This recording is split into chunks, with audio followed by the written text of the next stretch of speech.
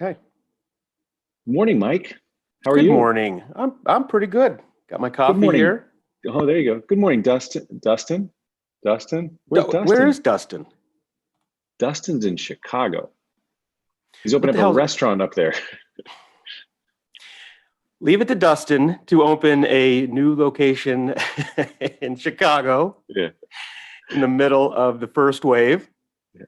I think he said, wow, all these restaurants are closing in Chicago. I think there's an opportunity to move in and not just open a wine shop, but open a new restaurant. So Well, I nonetheless, can't, we miss him, but we're proud of him.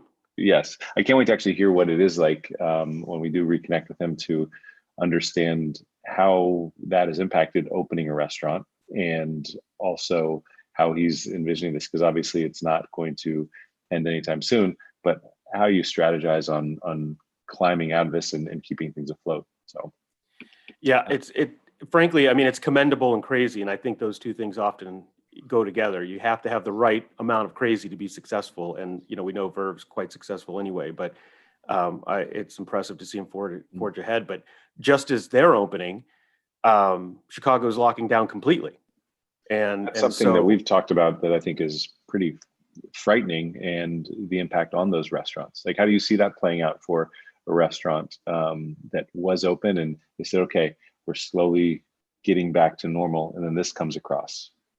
yeah, no, well, think about what we talked about in April when we first started this whole thing, the show, and I remember specifically having Lachlan Patterson on, who's been on a couple times, but specifically back then they were talking about what do we do if there's a second wave or we have to shut down again.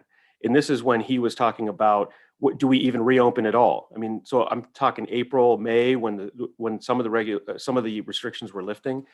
And so this for smart restaurateurs and business folks, they were already thinking this of what happens. But I don't know how you don't go through the summer, have an entire reopening plan, actually reopen, have outdoor seating, plexiglass, FFE, everything done, and really nailing it come September. Just, I have to say, I'm very impressed with the restaurants I've gone to over the summer. Haven't been many, but the ones that have tried to succeed, and I think have really tried to keep everybody safe and done a great job at it. And the incident rate in hospitality is excessively low. And then comes October, and here in Denver, we got a huge snowfall. Everybody's inside, and then Mayor Hancock closes down and says, "Okay, this has happened last Wednesday, knocking it down to 25%." And everybody's just like, "What more do we have to do?" And so, while everyone was prepared, well, quote, prepared for another lockdown, here it is, and it's like a 2x4 to the face again.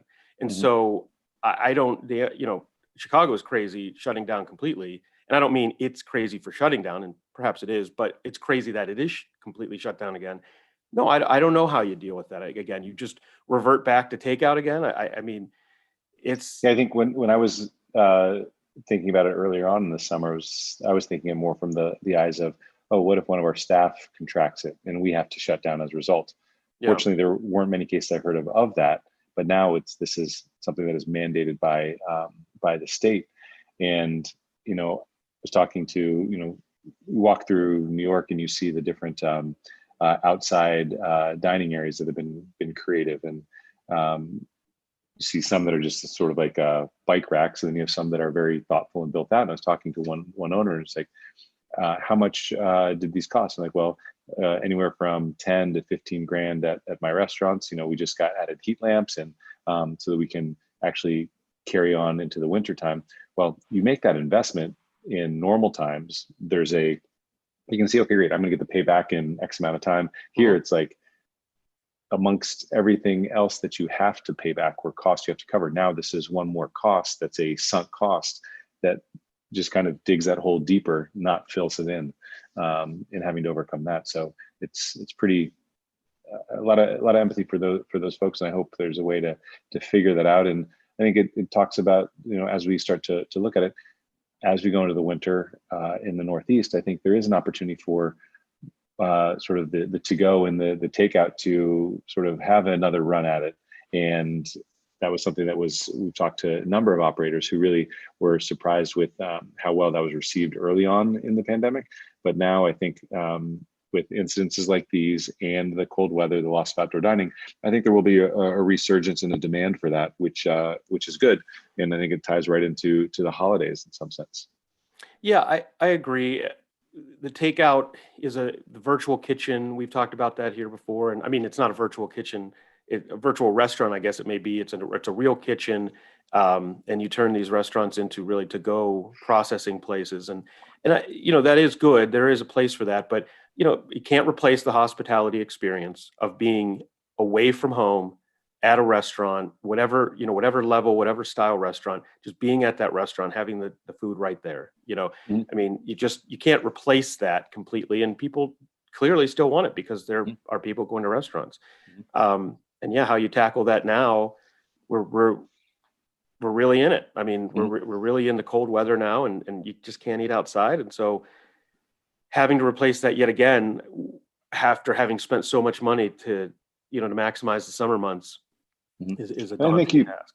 you mentioned that the experience, and that's something that I noticed that dining out in restaurants, sitting outside, and sometimes it's feels quote unquote normal or how it was. And there's one restaurant that Adam was eating on their patio, which is elevated and extended, and it was like 2 feet up off the street. I felt like the doors were open inside, with the staff was inside.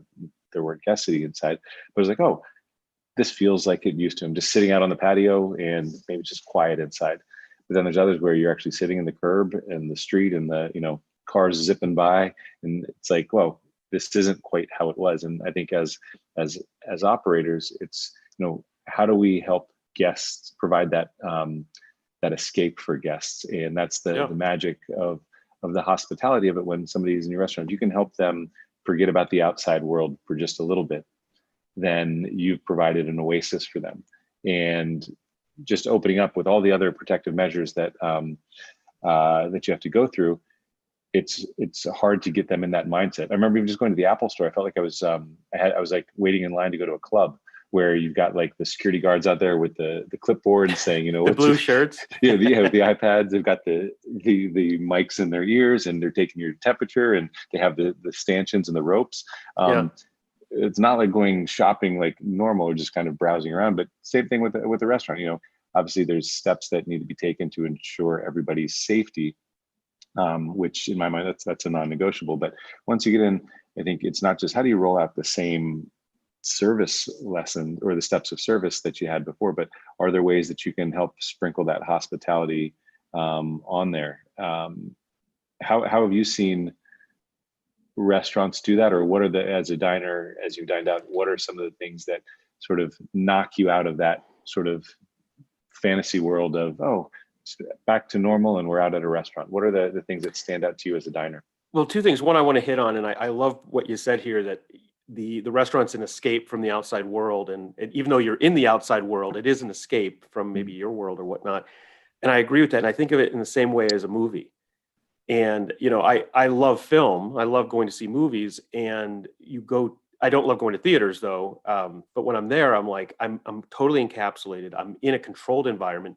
You don't hear ambulances. You don't hear the outside world. I don't look at my watch in the movie theater. That's one of my superstitions. Like I never look at my watch because I don't want to know when it's over. Yeah, and I mean, because you're in the film. You're in that experience, and that is gone. And now COVID didn't it killed it, but it was on life support for many years, due to how good in-home watching is. And I'm guilty of that. I love watching movies at home, but I'll hit pause. My kids will scream. Maybe get up and get something. When I'm in a movie, I don't do that. I just let the movie take care of me for for that 90 minutes or however long. Um, I think that's why the theater experience will change, but ultimately there will be a place for it, whether it be the Cinerama in LA or small theaters where it's kind of like, well, this new movie I can watch at home, but this I need to go see it. Top Gun 2, I have to go see that in a theater. I cannot watch that on my TV at home. I You're need to go to the dangerous, Mike theater. Laszlo. That's true. But yeah, and so I think the same thing as restaurant. Take home pizza, take home Chinese food, or delivery. I'm completely fine eating that in my house. In fact, I might just rather eat it at my house. The way I eat Chinese food and pizza, I don't want to be judged anyway. So, or at least if I'm going to be judged, better be by the people that love me. who are the harshest. But I can do that at home, right? But even a hamburger, I hate taking hamburgers to go. French fries. Is there anything worse than not eating French fries right at the restaurant? So how you provide that escape, it may just not be that you can provide that, and that's going to just have to be something that waits to come back. But as close as you can get to giving a relief from the day or a relief from your world, even if it's an in-home or takeaway experience, is the goal. And I only know of a couple restaurants here that do it very well. I will admit Frosca Food and Wine, who are good friends, but their at-home program is very good. What about in terms of when you're dining in? Are there things that you're dining in, scratch your head and like, wait, I remember back in the day when we didn't have to do that, or when that wasn't, like, what has been disrupted in terms of the hospitality and the service inside as a diner from your perspective? Well, I'll say what I think the world would say is masks. It is so difficult for me to have a completely engaging experience, be it at Chipotle, Five Guys, a high-end restaurant, anything, with not being able to effectively communicate through the visual gestures of the mouth. And I always smile. I mean, we all do, but if somebody's talking, you smile and you make certain facial gestures just to let the person know that you're listening or that you're having a reaction. When half your face is covered, I don't know if they're like, well, Mike, it looks just like a stoic ass because he's not responding. He's just nodding his head or not even, but I'm smiling under the mask and giving you all the visual cues that you would expect. The interaction with the wait staff or with the, with the chefs or whoever it's kind of gone. And that is very, very difficult, I think, to have, because that connection starts to go. And even with the wine service, it's the same thing. You're not going to have that prolonged discussion about wine at this point, because it's just, at some point you throw up your hands and you're like, I can't really hear you anyway. And I don't want that person to be looking over my shoulder, pointing at different things. Like, you stay back there, I'll flag you down when I need you to, and I've narrowed it down to 3. I don't need you flipping pages over my shoulder. No, but what I've kind of noticed too, though, when I have gone out, it's almost like the server or even the som or whoever will step away from the table and almost do more of a presentation to the table, which I actually like. So I think that's pull out actually the PowerPoint and the clicker. Like, let's just look up on the wall over here. That's actually a good idea. Yeah. But I think I feel like I'm bald, obviously, and I've always felt like I'm almost like an emoji. And I think it's like how you have your staff act, like eyebrows. Look at the emojis, and it's like, well, the eyebrows say a lot. And it's the same thing. Eye contact means so much more today than it ever did before. It's your way of smiling. It's your way of showing interest. It's your way of asking, wait, did I hear that correctly? And I think that's something that's interesting. I think it comes back to everything else. It's a communication thing. I as a lawyer, I go to court a lot. I go to mediations. I go to business negotiations. You have to wear your mask in court if you're. Yeah, you do. Yeah, I've most of our hearings at this point are not in person. They're virtual, virtual hearings, which brings an entirely different set of issues. But at least you don't have to wear a mask, and so you feel like you can effectively communicate. But yeah, I've had some hearings that are even mini trials where there's 5 screens and the judge is trying to hear everybody. I mean, it's very frankly, it's just disruptive. And I am only civil. Criminal trials, you have constitutional rights to confront witnesses that are extremely important, speedy trial issues. And so if you say to somebody, hey, look, you can go to trial, but it's got to be virtual and the jury's all going to attend this way, and this witness is going to be behind this closed door, but you can hear him virtually, you may have violated any number of constitutional rights. Some defendants don't care, some absolutely do, and then you've pushed the trial off, and it becomes this just massive headache. But for me, even this week, I'm going to go into a mediation, and the rules are and it's an important case, and the rules are very clear. You must wear your mask all day while there. And, we're going to be negotiating a significant sum with a lot of different ins and outs of the case of liability and damages. And I'm actually pretty annoyed at the prospect, because I feel good about our position, but I'm going to have to sit there and work on, communicating Mm-hmm. completely covered. Mm-hmm. And And I think I that's, don't like that. yeah, I think, and it's also something that I realized, this past week, going to restaurants, and, we're wearing masks, the entire time.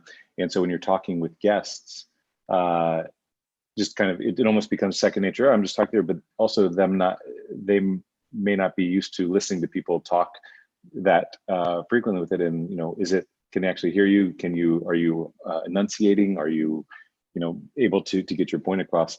And that's different. I think, one, one restaurant that I was at, you have to put your mask on every time the staff comes up to the table, and that's perfectly fine. I understand the safety measures, and but it's also, I think, a chance for operators to say, but every time you do that, you are sort of, shaking somebody from that dream, from that escape of the real world.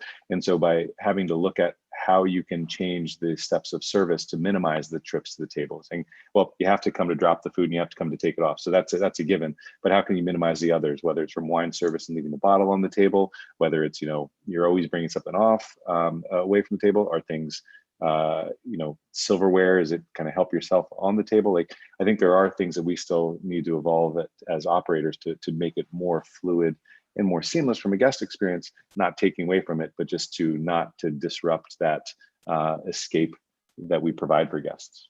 Yeah, and I'm going to stick with this escape idea, and I give you full credit for it. But the idea of going to escape now, it's so I don't know how you do it with masks. And for me, look, I love to be away from people, but I will admit I say that a lot, but I really do love to be around people. And so when I go to a sit down, a dining experience, or just, I mean, not even a dining experience. I mean, I consider, like I said, like a burger joint. My favorite burger in all of Colorado, or probably the country, is Mustard's Last Stand in Boulder. That to me is a dining experience because I love it so much. I can't go inside and do that right now, but if I go to a restaurant, I want to talk to the people. I really do. I mean, I love talking. In that case, I love talking to Dan. Right? If I go to Frosca, I want to talk to servers. I want to talk to the bartenders. I want to talk to Bobby and whoever else I know, because that's part of the experience. If I go to Verve, I want to talk to those guys. I mean, that's what I want. As you well know, I'm a talker. So the mask thing, you're never going to be able to do the mask in a way that I say that I feel like this is great. I don't even notice the mask is there. That's just not going to happen. The mask is going to have to go away for that experience to come back. So you're only making it as good as it can be with the mask. I don't know, but I would say this for folks who want to be left alone, and there are plenty at restaurants. This is great. Leave, drop the bottle, and leave. Yeah. I'll get when I'm done with my QR code thing. Don't even bring me a menu. I will tell you, and I'll be done. That works for them. So there is a. What's going to be interesting too, as I was just thinking about it, like wine dinners, where it's like, great, we're going to have 10 people in a private dining room that are strangers, and we're going to pour them some wines. We're going to tell them about the wines. Like, when's the next time we're going to have a chance to do that? Or how are those reinvented from a restaurant standpoint? Because I think for a lot of restaurants, they are critical for a number of reasons: financial, for staying relevant, programming, education. Just wine is such a part of their culture. So how they can recreate that will be very interesting in different ways with it. And I think it ties into entertaining. Like, how are you going to celebrate this holiday? Yeah, I've thought a lot about, company party. How are we going to do that? Probably won't, frankly. In Denver right now, I don't know how long this restriction will be, but gatherings I think gatherings are limited to 5 people, or maybe it's 10 people. I can't remember specifically, but critically, it's no more than 2 households. So I don't know how you begin to enforce this, and I know you don't, but that's the rule. And so, do they track it back to your census data for this year or for 10 years ago? Exactly. I know. But yeah, me and Dustin want to come over to my house for dinner. We violated the rule. That's 3 households. 3 people, but that's 3 households. So that's silly, but that's the rule. And so, for restaurants, I mean, it's one thing for private things. You can pretty much just do what you want, and the cops aren't going to come over. But for restaurants, or hotels, or whatever the case may be, and we're talking about the holiday season, they have to adhere to the rules. They don't want to lose their liquor license. They don't want to lose their business license. So I think holiday dining, I can't even imagine it's really going to be a thing Well, I think at it's going this to be point. different because I think people aren't going to be traveling as much this year. Obviously, for the holidays, like it'll be interesting when you see Thanksgiving travel. What is it like the day after or the day before Thanksgiving? The busiest travel day Yeah, of the Wednesday year. and Sunday, right? Yeah.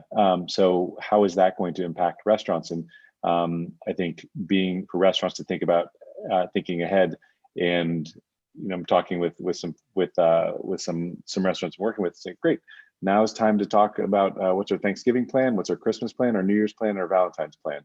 because all those holidays are going to be very different this year, and what we can do to still provide opportunities for guests to celebrate, whether it's within our four walls or outside. And a lot of people may have never cooked a turkey, and this year could be the first time they're cooking a turkey at home because I can't go see mom, so I'm going to have to figure out how to do that. So if restaurants can come in there and fill that void, it's a way to add to that holiday spirit, which I think is a fun opportunity. I think also seeing, you mentioned your holiday party, also seeing groups that are saying, you know what, instead of doing your big banquet this year for however many 50, 100 people, let's send these kind of cooking kits to Mhm. 50 people and we'll do them all together. And it's a way of sort of kind of a virtual banquet in some sense. And that's an interesting market that probably didn't exist too much prior to Well, this. I got two words for you: honey baked ham. Maybe they were onto something. Remember, you'd get sent Yeah. a turkey or a honey baked ham. I mean, those are good. That's an Easter kind of thing, but it's a Hmm. holiday deal. And Yeah. I remember as a little kid, my dad, every now and again, like somebody would send a holiday, like a honey baked ham gift, and you were like, Hmm. "That's good. We're gonna be having ham for a Hmm. week." There's something to that, though, and I also think what an opportunity for maybe not unemployed, but maybe not completely employed chefs, cooks, somms, anybody who might just say, "Hey, look, I'll come in and I'll cook your Thanksgiving dinner, Hmm. or I'll help you prep. I'll come in." I mean, what an opportunity for folks to come up with their own little enterprise and sell their services. Hmm. There's got to be, for in-home dining, Hmm. a great opportunity there for people who are willing to do it. And frankly, restaurants could probably farm that out. They have the Hmm. customer list, and they might say, "Hey, look, chef whoever, Chef Sabato is willing to come in on Wednesday, help you prep the entire dinner." Then you could even take another step and just say, "They'll cook the dinner, Hmm. and here's the price. Here's what will be involved. Go get your wine here, do this and that." I mean, it's kind of do-it-yourself catering, and Hmm. why not, right? Hmm. Might be a great experience. So there's always opportunity. We know Hmm. that there's always opportunity.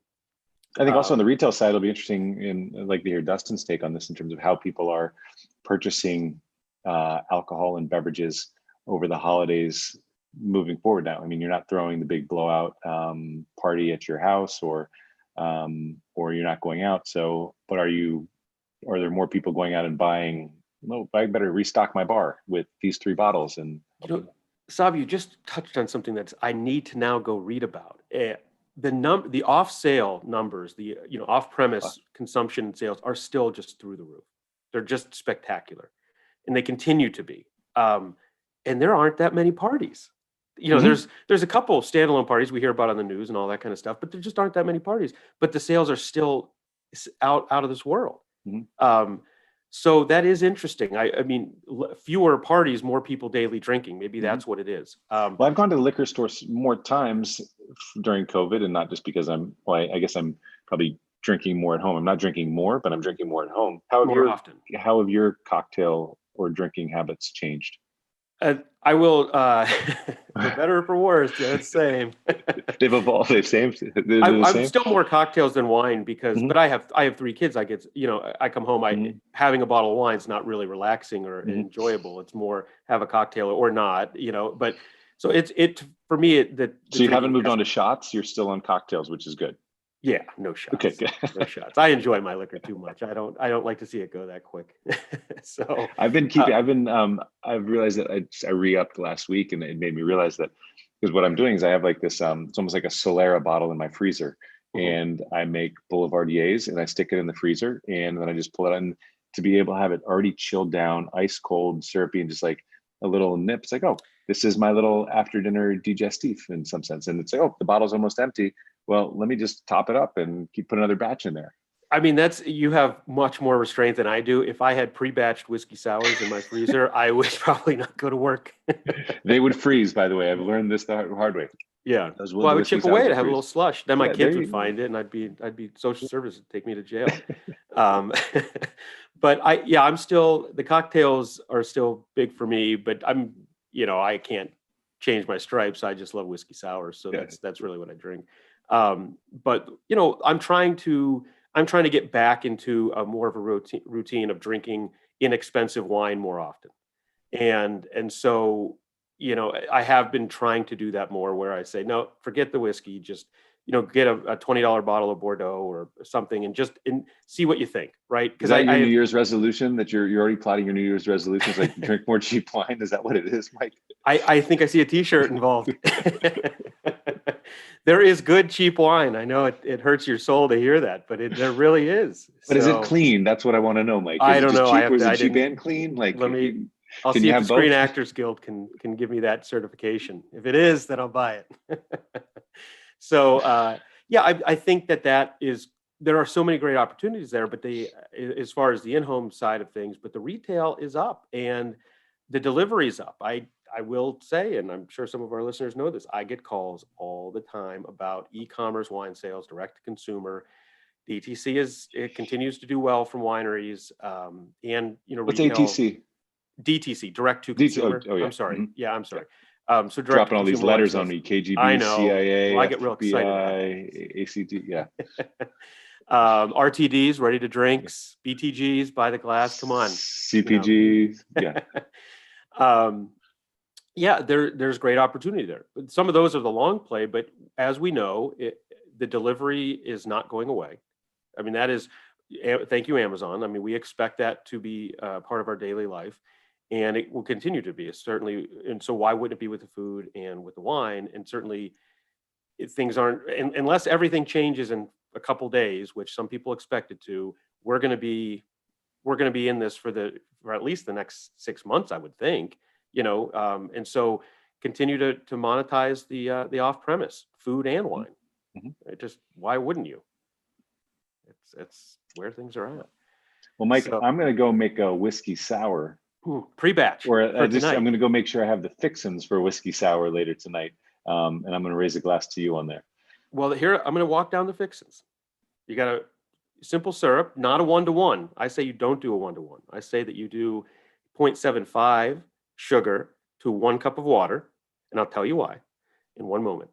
Do you use stevia or do you use sugar yourself? I use white cane sugar.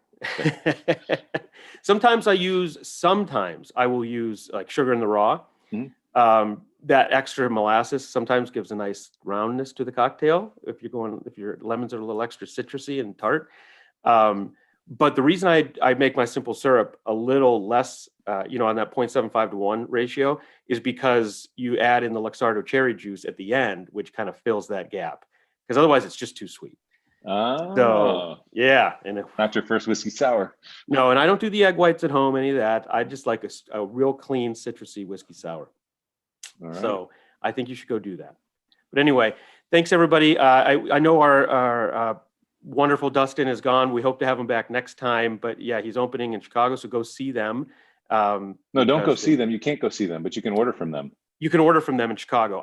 That's right. The new location, but also New York, San Francisco, of course. But yes, go see them online, and hopefully we'll have them back here next time. But thanks again, everybody, for watching, and send us your ideas. What's that? And listening. They watched and listened. Watching and listening. That's right. Yeah. We do both, YouTube and podcast, of course, available wherever you get your podcast. Please give us a 5-star review. If you don't want to give us a 5-star review, don't give a review. Just don't do it. But everybody stay safe and keep sane, which is becoming more difficult as the days go by. So take care. Good to see you.